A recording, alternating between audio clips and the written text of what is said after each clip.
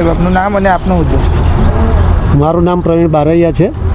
હું sanitary sub inspector છું, Khajod transportation પર.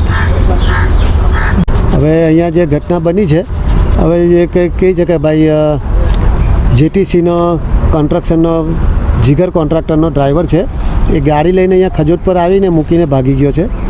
ને એમની સાથે જ્યાંથી જે પબ્લિક આવી છે, જે જગ્યા પર જે બનાવ બન્યો છે એક્સિડન્ટનો, હવે અહીંયા ગાડી પોલીસ પણ આવી ગઈ છે ને એ બાબતમાં એની તપાસ ચાલુ છે. ને એના મેન જે કોન્ટ્રાક્ટર છે એને જાણ પણ કરી દીધી છે.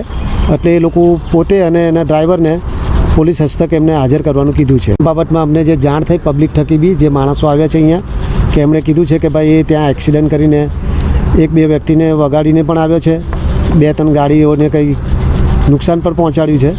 હવે એ બાબતમાં જે ચર્ચા થઈ, પોલીસ બી હાજર થઈ ગઈ છે.